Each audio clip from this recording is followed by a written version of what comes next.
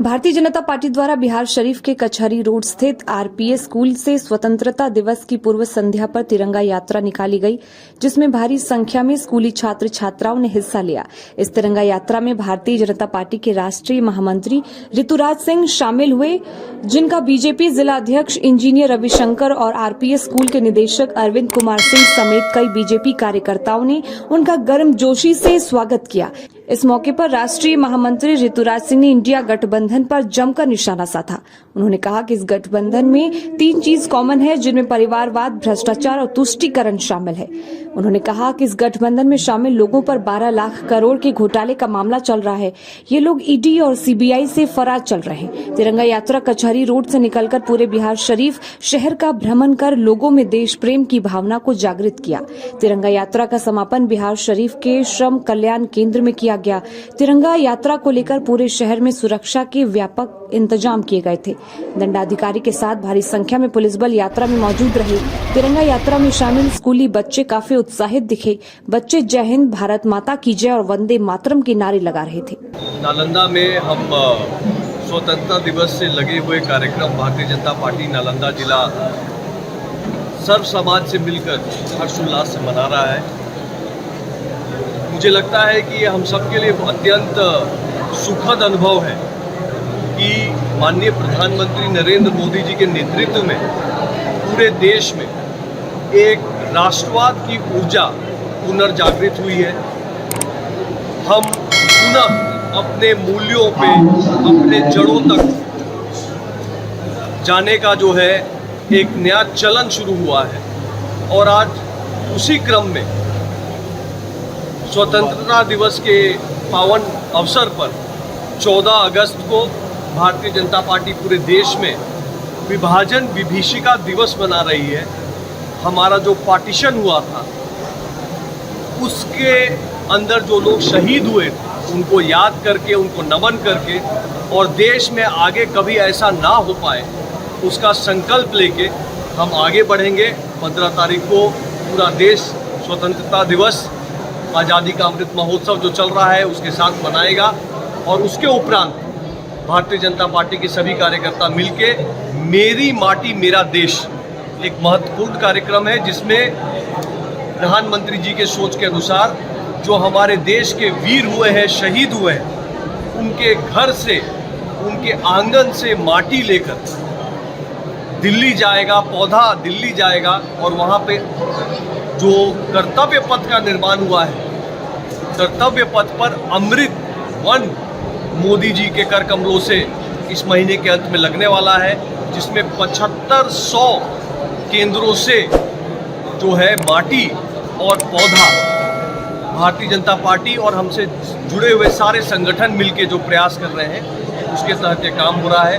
मुझे लगता है कि ये बहुत ही सुखद अनुभव है कि नालंदा की जो भारतीय जनता पार्टी की टीम है, हमारे जिला के अध्यक्ष इंजीनियर रविशंकर जी के नेतृत्व में, हमारे प्रभारी केसरी जी के नेतृत्व में और राघवेंद्र जी के नेतृत्व में एक बहुत सुंदर प्रयास नालंदा में हो रहा है और मेरा सौभाग्य है कि इससे जुड़ने का अवसर मुझे आज मिला है। दिवस के लोग कह रहे हैं कि इंडिया गठबंधन होने से खतरा में बचे नहीं। देखिए, INDIA इंडिया गठबंधन जिसको कहने का लोग काम कर रहे हैं, लोगों को ये समझना चाहिए, उन पार्टियों को ये समझना चाहिए कि नाम बदल देने से निशान नहीं बदलता है।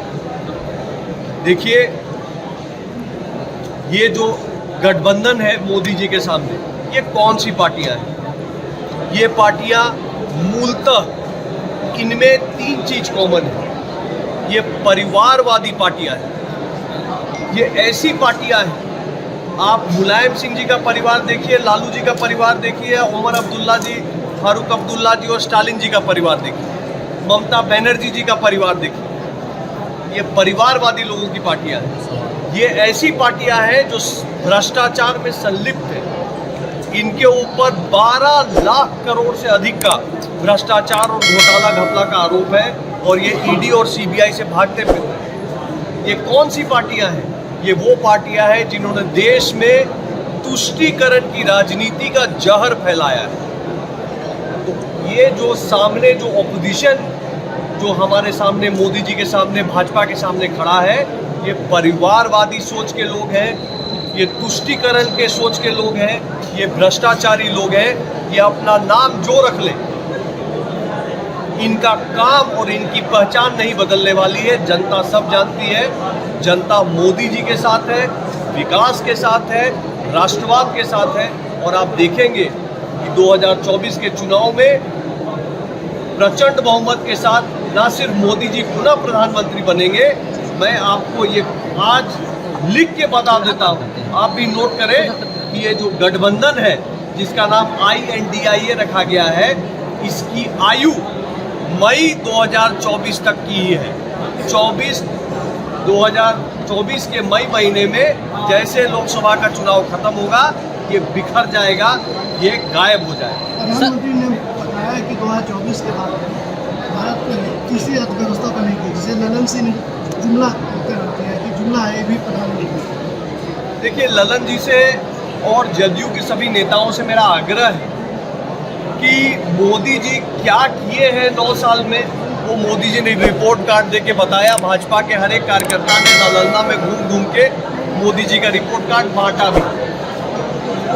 मोदी जी रिपोर्ट कार्ड का कल्चर राजनीति में लाए हैं। वो वादा नहीं करते, वो काम करके हिसाब देने का काम करते हैं। ललन बाबू को और जदयू के सभी लोगों को सोचना चाहिए कि नीतीश कुमार जी और तेजस्वी जी की साझा सरकार का भी 1 वर्ष 10 अगस्त को पूरा हो गया। क्या उन्होंने एक प्रेस कॉन्फ्रेंस करके आपको बताया कि 10 लाख सरकारी रोजगार का क्या हुआ?